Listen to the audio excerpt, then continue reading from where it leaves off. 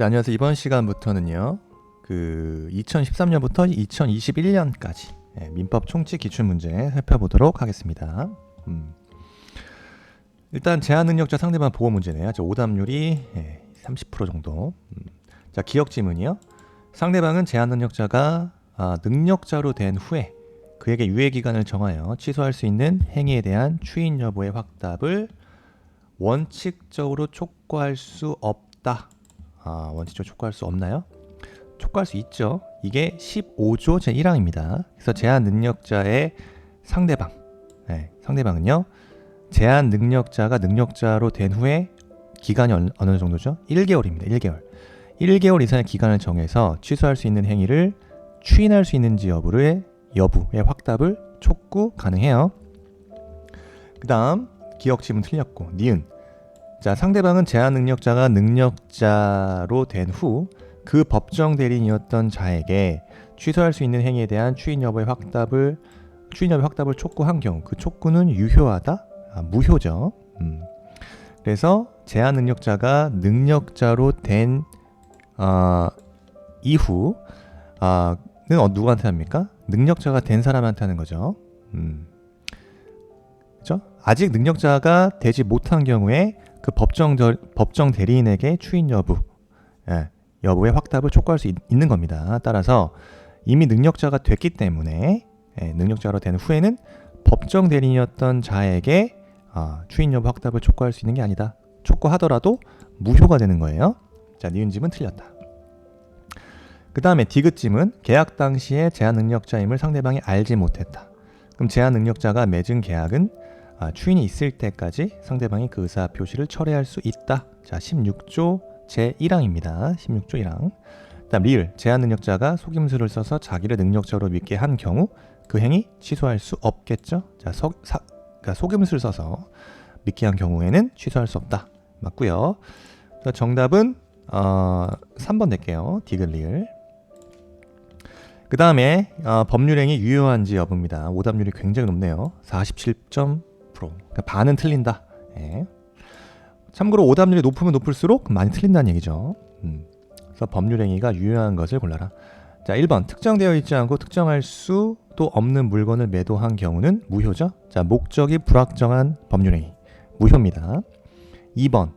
자, 건물이 매도되었는데 계약 체결 전에 전부 소실됐다. 그 다음에 3번. 토지가 포락되어 원상복구할 수 없는데도 그 사실을 모르고 그것을 매도한 경우입니다. 이건 다 뭡니까? 법률행위 성립 당시에 그 목적이 실현 불가능한 경우, 이런 걸 무슨 불능? 원시적 불능이라고 하죠. 자, 원시적 불능인 법률행위 자체는 무효죠. 무효. 그래서 유효가 아니다. 2번, 3번 다 아니고요. 원시적 불능이 돼서. 4번. 계약 체결 후에 매매 목적물인 토지 전부가 수용되어서 소유권 이전이 불가능하게 됐다. 이런 걸 뭐라 그러죠? 법률행위 성립 당시에는 성립 가능했죠. 매매 계약 당시에. 근데 그 이행 전에 불능이 된 경우, 이런 걸 뭐라 그런다? 성립 당시에는 가능했지만 그 이행 전에 불능으로 된 것을, 이러한 불능을 후발적 불능이라고 한다. 자, 후발적 불능의 경우는 무효다? 무효가 아니다 이거죠. 그래서 원시적 불능과 후발적 불능을 개념을 나눠서 봐야 된다.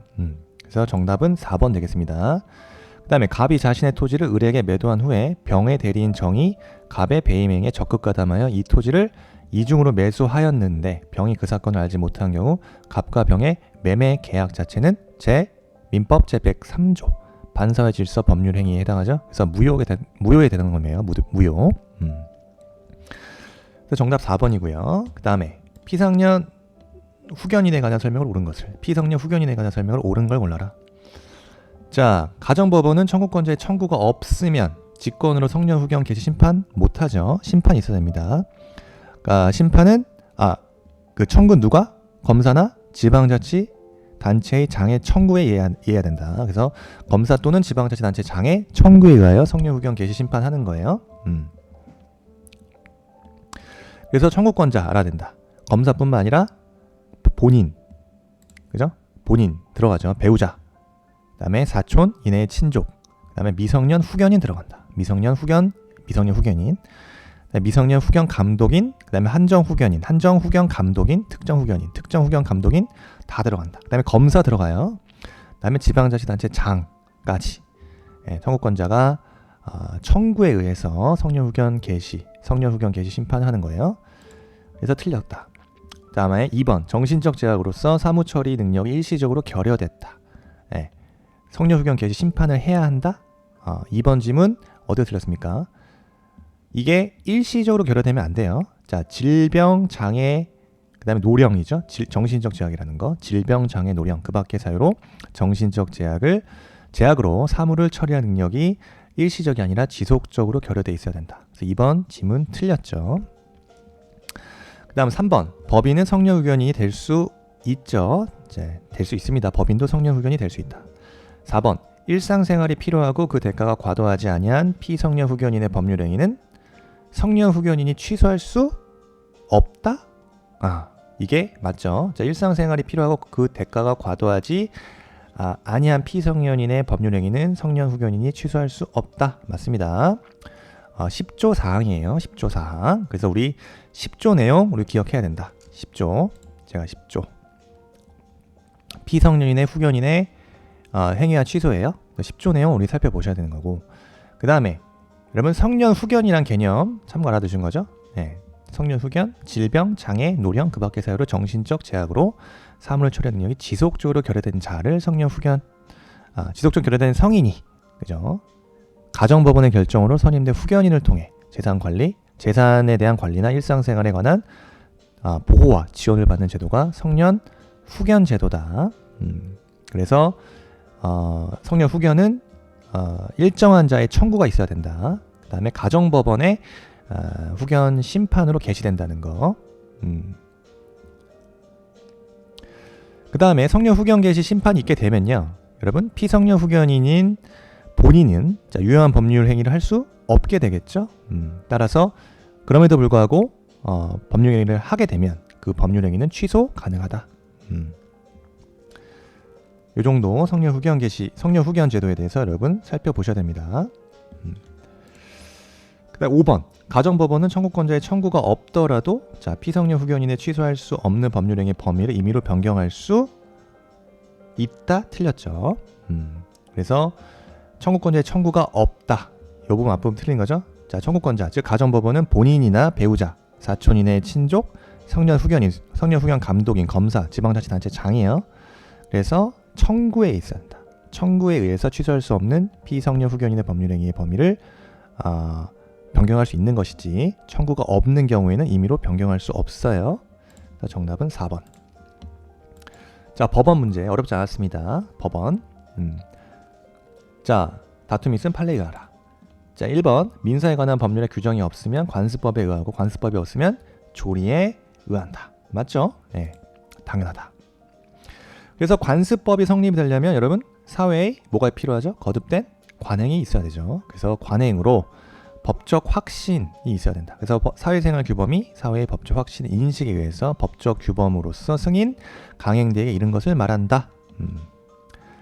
그래서 1번 지금 맞고요. 2번 헌법에 의해서 체결 공포된 조약이나 일반적으로 승인된 국제 법규가 민사에 관한 것이더라도 민법의 법원이 성립 될 수 없다? 예, 틀렸죠. 2번 질문 틀렸네요. 그래서 헌법에 의해서 체결 공포된 조약과 일반적으로 승인된 국제 법규, 이거는 뭐다? 국내법과 같은 효력을 갖는다. 따라서 국내법의 내용이 민사에 관한 것일 경우라 하더라도 민법의 법원이 가능하겠죠. 그래서 2번 질문 틀렸네요. 3번 나머지는 다 판례 입장이에요.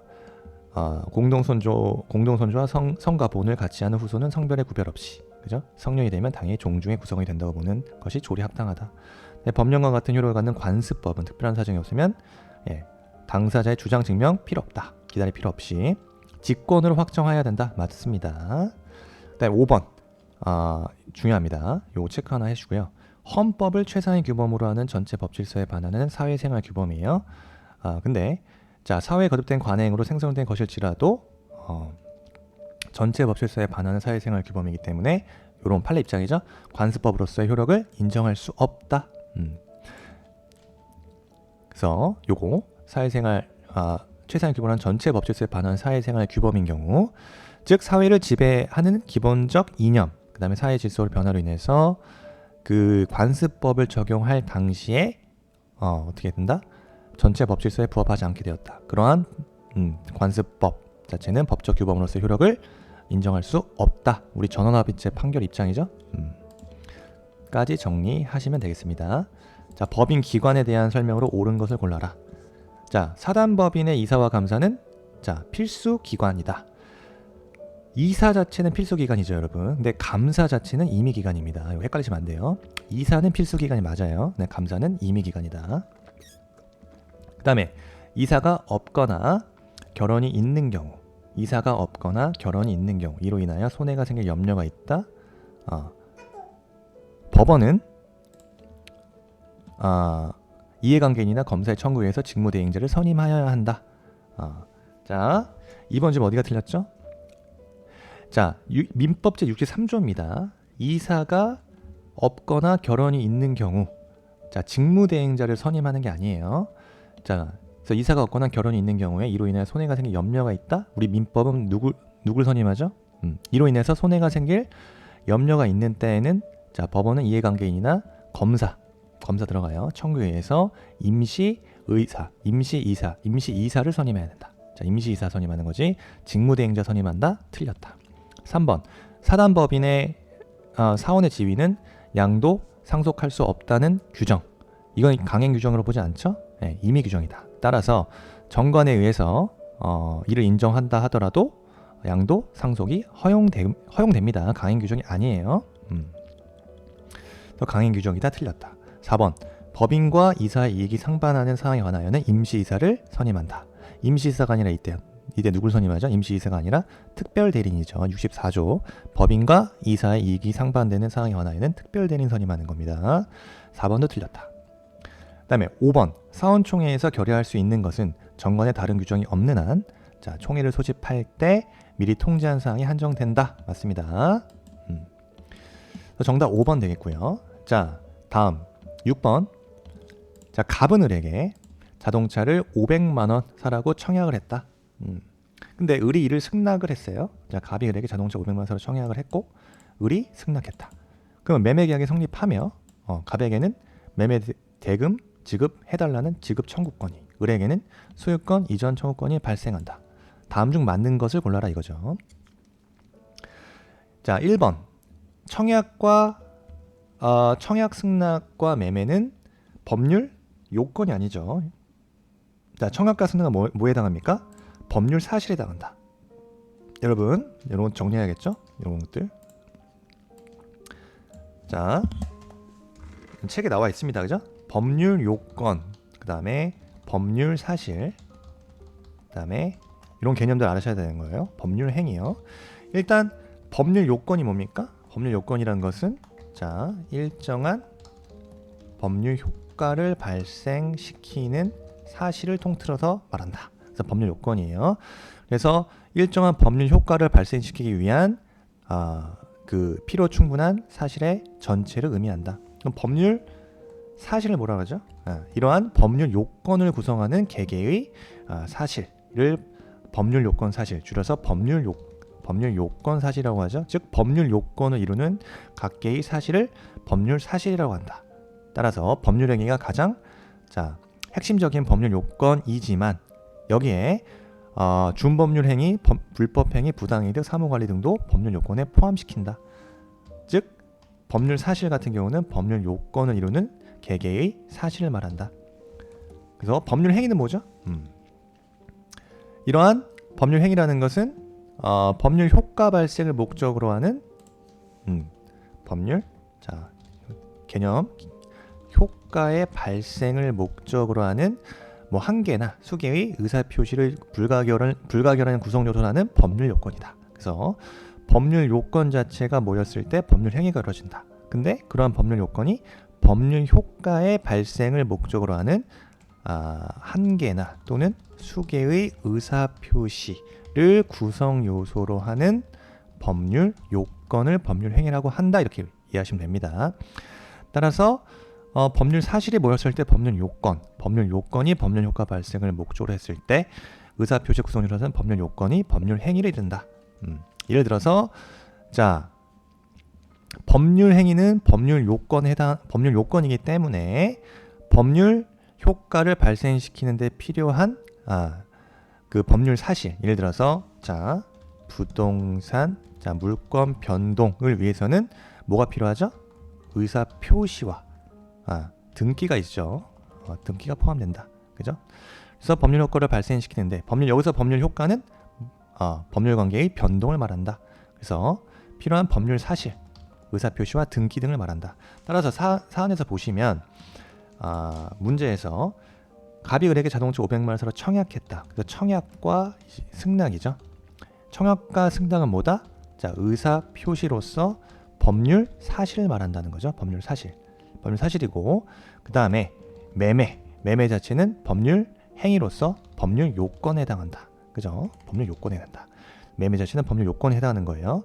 그리고 매매 계약이라는 법률 요건의 효력으로서 매매 대금 지급 청구권과 소유권 이전 청구권이 발생하는 거죠. 그래서 정답은 뭡니까? 청약과 승낙과 매매는 법률 요건 틀렸다. 청약과 승낙과 매매는 법률 사실이 아니죠. 매매는 법률 요건에 해당하는 겁니다. 청약과 승낙은 법률 사실이다. 그죠? 법률 사실이다. 그 다음에 매매는 법률 요건에 해당한다. 그죠? 청약과 승낙이 이루어졌을 때 법률 요건, 지금 매매를 이루는 거죠? 자, 법률 요건이다. 그 다음에 법률 효과로서 뭐다? 자, 여기서 법률 효과로서 소유권 이전 청구권은 법률 효과이다. 매매 지급 청구권과 소유권 이전 청구권은 법률 효과에 해당한다 이거죠. 이 개념을 알아셔야 된다는 거예요. 그래서 법률 행위는 법률 요건입니다. 그래서 법률 행위는 법률 효과 발생을 목적으로 하는, 이 법률 효과의 발생은 사안에서는 갑에게 발생되는 그 매매 대금 지급 청구권, 을에게 발생되는 소유권 이전 청구권이겠죠. 예, 법률 효과를 이룬다. 정답은 3번이에요. 이런 문제가 어렵다 이겁니다. 이런 문제가 행정사 시험에서는 이런 개념을 묻는 문제이기 때문에 매매에 있어서의 이런 구성 요건, 개념 확실하게 이해하셔야 됩니다. 다음에 35조입니다. 법인의 불법행위 능력이에요. 옳지 않은 거 골라라 그랬죠.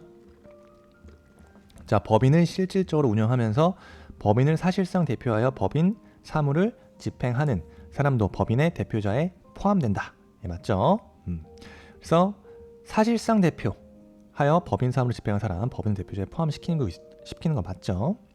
그다음에 대표권 없는 이사행위에 대해서 법인의 불법행위가 성립되진 않는다. 대표권 없는 이사행위 불법행위 성립되지 않아. 맞습니다. 3번 대표기관 행위가 외형상 법인의 직무에 관한 행위로 인정되는 경우 그것이 개인의 사무를 도모하기 위한 것이라면 직무에 관한 행위에 해당하지 않는다.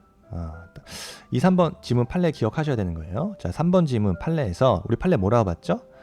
자, 법인 자체가 대표자의 불법행위로 인해서 손해배상 의무를 지는 거, 이럴 때 대표자의 직무에 관한 행위로 인한 손해가 발생한 것임을 요한다 하죠. 그런데 그 직무에 있어서 우리 외형설 입장이다. 직무에 관한 것이라는 의미, 그 행위의 외형상 법인의 대표자의 직무행위로 인정될 수 있는 것이면 되는 것이지, 이런 경우죠. 설사 대표자 개인의 사리를 도모하기 위한 것이거나 이런 경우를 하더라도 직무에 관한 행위에 해당한다고 보죠. 외형설 입장이기 때문에. 자, 외형상 법인의 직무에 관한 행위라고 인정된다면 설사 개인의 사리를 도모하기 위한 것이라 하더라도 직무에 관한 행위로 해당한다고 보는 게 우리 판례 입장. 3번 질문 옳지 않은 거죠. 정답이다. 네, 오답률 그렇게 높지 않습니다. 이런 것들 맞춰줘야 되는 거예요. 중요한 판례이기 때문에. 다음, 대표기관이 강행 규정을 위반한 계약을 체결하여 그 상대방이 손해를 입은 경우에도 직무 관련성이 인정되면 법인의 불법행위 책임 인정되고요. 법인의 대표자인 선임감독의 주의를 다하였음을 증명하더라도 법인의 불법행위 책임으로부터 면책되진 않는다. 그죠?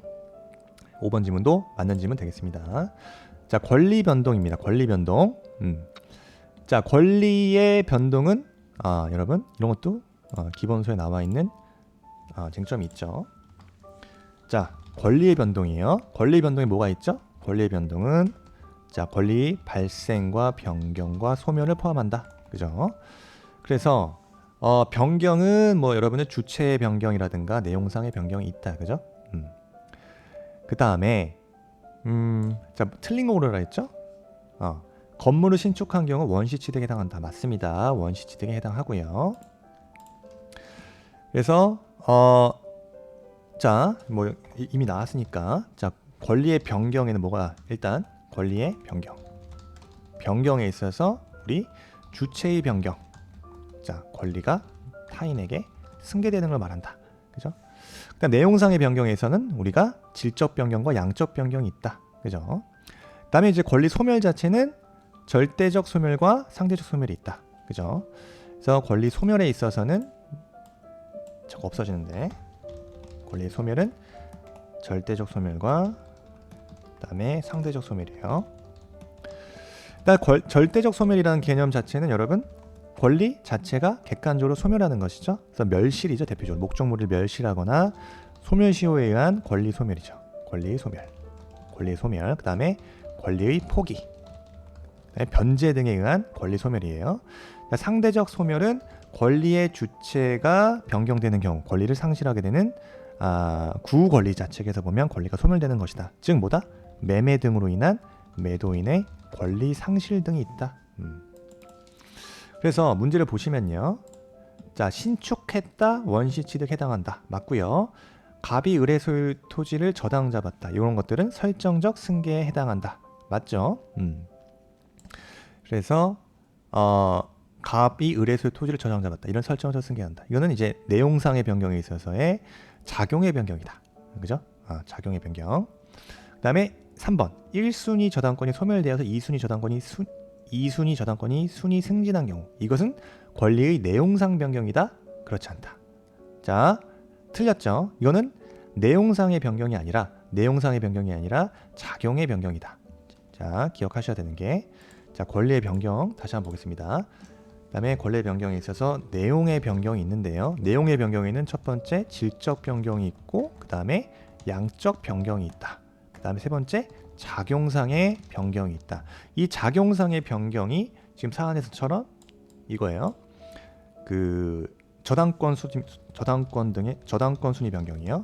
등 저당권 순위 변경 등과 같이 권리의 작용이 변경하는 것을 작용의 변경이라고 한다. 그럼 질적 변경은 뭐예요? 질적 변경은 성질상, 자, 권리가 성질적으로 변경하는 것이다. 예를 들어서 물상대위라든가 대물변제요. 그다음에 본래의 채권이 손해배상 채권으로 변경하는 것을 말한다. 질적 변경이다. 얘를 알아주셔야 되는 거예요. 양적 변경은 뭐죠? 제한물건의 설정, 그다음에 소멸처럼 권리가 양적으로 증가하거나 감소하는 것. 예를 들어서 제한물건의 설정, 변경 또는 소멸이 있다. 그죠? 이런 걸 양적 변경이라고 한다. 그래서 저당권의 순위 변경은 권리의 작용이 변경된다. 이런 거예요. 이게 중요하다. 권리 작용이 변경된다. 그래서 3번 보시면 다시 1순위 저당권이 소멸되어서 2순위 저당권이 순위 승진했다. 이건 내용상의 변경이다. 그렇지 않다 이거예요. 내용상의 변경이 아니라 작용상의 변경에 해당한다 이거예요. 작용상의 변경. 그래서 틀렸다 이거죠. 헷갈리시면 안 됩니다. 내용상의 변경은 내용의 변경이 아니라 3번이 아니죠. 작용의 변경. 구별해라 이거죠. 내용상의 변경에는 질적 변경과 양적 변경 두 가지가 있다. 아시겠죠? 그다음에 작용의 변경과 구별해라. 그래서 3번 같은 경우요. 4번. 갑이 소유하는 가옥을 을에게 매각해서 소유권을 상실했다. 이건 상대적 소멸에 해당한다. 그다음에 상속에 의하여 피상속인이 가지고 있던 권리가 상속인에게 승계됐다. 이거는 권리에 어떻게 되는 거예요? 이전적 승계에 해당한다. 맞죠?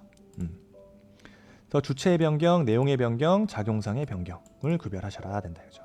권리의 소멸도요. 절대적 소멸, 상대적 소멸 구별하셔야 된다는 거죠. 자, 이런 것들 적어가지고 제가 쇼터디 공유 노트에 반영시켜두도록 하겠습니다. 참고하세요. 노트 따로 지금 만들고 있으면 시간이 없으니까. 그 다음에 오답률 꽤 높습니다. 이거. 자, 갑은 10문제만 볼게요. 여러분 시간이 너무 많이 가면 또 지루하니까. 자, 갑은 본처가 있는 남자로서 별거 중인 본처 을의 동의하에 병과 첩계약을 했다. 이건 뭐죠? 갑과 병 간의 첩계약. 이거는 본처인 을 입장에서 굉장히 빡치는 말이 안 되죠. 첩계약 이런 말 요새 이런 계약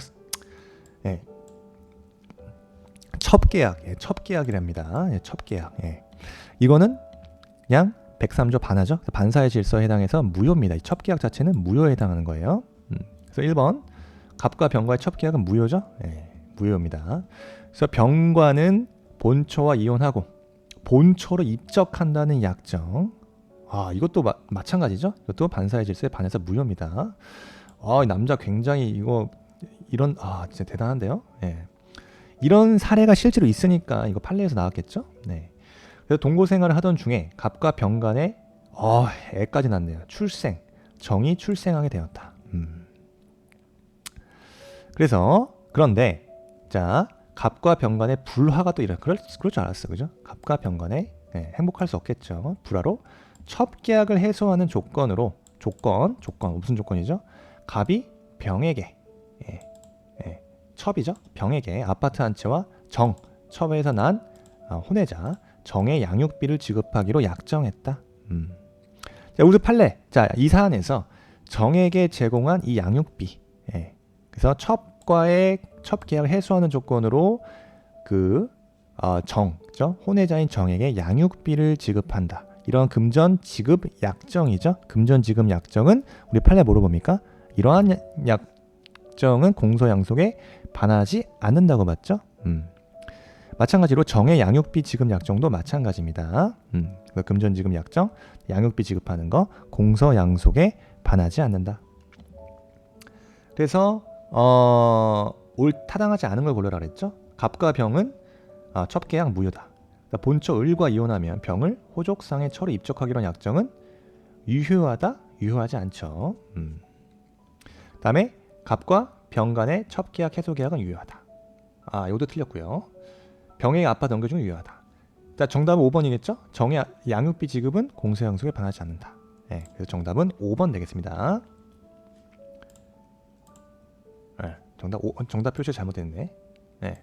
정의 양육비 지급은 유효한 거예요. 타당하지 않은 거죠? 죄송합니다. 유효하다 맞죠? 첩계약 무효 맞죠? 죄송해요. 제가 무슨 소리 하는 거야? 그 다음에 약정은 유효합니까? 무효죠. 3번. 2번이 맞네요. 그죠? 타당하지 않은 거. 갑과 병 간의 첩계약 해소 계약은 유효하다. 갑 병에게 아파트 넘겨준 거 다 유효합니다. 다 맞는 질문이에요. 그래서 2번 질문 정확하게 틀렸죠. 근데 병에게 아파트를 넘겨준 것 자체가 유효하다. 판례 입장 요거는 판시하지 않은 것 같은데 어쨌든 확실한 건 양육비, 금전 지급 약정 자체는 공소 양속에 반하지 않는다고 봤어요. 2번이 정확하게 틀렸다. 자, 10번. 자, 갑이 법정 대리인 을의 동의 없이 자신의 노트북 컴퓨터를 병에게 매각했다 이거예요. 병에게. 옳은 것을 골라라 해서 옳은 거. 이것도 이런 문제 어렵습니다. 자, 15조에 대해서 정확하게 알아야 된다. 그래서 우리 민법상 15조 요거 하나 살펴가셔야겠죠? 민법상 자 15조 제 15조요. 확인하세요. 제한 능력자인 상대방 촉구 권리예요. 상대방의 그 확답을 촉구할 수 있는 권리. 그래서 제한 능력자의 상대방이에요. 제한 능력자의 상대방은 제한 능력자가 언제? 제한 능력자가 된 후 1개월이죠. 된 후 1개월 이상의 기간을 정해서 취소할 수 있는 행위를 추인 여부 확답을 촉구할 수 있다라고 나와 있어요. 그래서 이게 15조고요. 1번 지금 보시면 상대방 병은 법정 대리인 을이 추인하기 전에 거절권 행사할 수 있습니까? 틀렸죠. 자, 1번 지금 왜 틀렸어요? 거절권 자체는 여러분 단독행위인 경우에 인정되는 겁니다. 단독행위인 경우에 거절권인 경우 인정된다. 사안에서 요거는 노트북 컴퓨터를 매매한 사안이죠. 그래서 매매 계약이 문제됐다. 그래서 거절권 행사 불가네요. 거절권 행사할 수 없다. 2번 병이 물건을 다시 정에게 증여를 했습니다. 병이 그 물건을 다시 정에게 증여를 했다. 그럼 갑은 정을 상대로 매매 계약을 취소할 수 있다. 자, 이건 취소의 상대방이 잘못됐죠? 몇 조입니까? 취소의 상대방 제 142조예요. 자, 취소할 수 있는 법률 행위의 상대방이 확정된 경우 142조. 그 취소는 누구를 상대로? 그 상대방. 그 상대방에 대한 의사표시입니다. 의사표시로 하여야 한다 라고 규정되어 있어요. 따라서 취소의 상대방은 누가 되는 거예요? 취소의 상대방은 병이 되는 거겠죠? 그래서 취소할 수 있는 법률이 상대방이 확정됐다? 그럼 그 상대방에 대한 의사표시를 한다. 됐다. 그래서 2번 정이 아니라 누굴 상대로 하는 겁니까? 병을 상대로 하는 거예요. 병. 그 다음 3번 계약 체결 시 갑이 미성년자임을 한 병은 그의 의사표시를 철회할 수 있다? 자, 철회할 수 있는 경우는 자, 상대방이 선의인 경우이죠. 선의의 상대방만 철회할 수 있는 거예요. 그래서 계약 체결 시에 갑이 상대방 미성년자임을 상대방이 알았다? 그럼 악이잖아요, 그죠? 그럼 악의의 상대방 철회 못해요. 철회권 오로지 선의의 상대방만이 철회할 수 있다. 헷갈리시면 안 된다. 16조 1항 단서입니다. 틀렸고요. 4번 갑이 속임수를 써서 을의 동의가 있는 것으로 믿게 했다. 갑은 계약을 원인으로 얻은 모든 이득을 반환하고 계약을 취소할 수 있다. 틀렸다. 이게 뭐다? 15조 제한 능력자가 이렇게 그 속임수를 써서 자기를 능력자로 믿게 한 경우 그 행위 취소할 수 없다. 제17조 제1항이죠. 4번 틀렸다. 4번 틀렸고요. 그 다음에 병은 19세가 된 갑에게 1개월 이상의 기간을 정하여 매매 계약을 추인할 것인지 여부에 대한 확답을 촉구할 수 있다. 그제? 정확하게 15조 내용이에요. 그래서 19세가 된 갑에게 1개월, 19세입니다. 이제 성인. 그죠? 1개월 이상 정해서 매매 계약 추인 여부에 대한 확답을 촉구할 수 있다. 맞습니다. 그래서 정답 5번 될 거예요. 예. 일단 이 문제 봤고요. 지금 쇼터디의 행정사 기출 문제도 많이 다 올라왔어요. 2013년부터. 그래서 가장 최근까지 올려놨으니까 문제를 많이 풀어보시고 그 다음에 기본서 또 확인하시면서 내가 틀린 그 쟁점들 확인하셔가지고 그 부분에 대해서 또 심도 있게 공부하시고 이런 식으로 공부하시는 게 좋다. 쇼터디 많이 이용하시면 좋겠습니다. 자, 수고하셨습니다.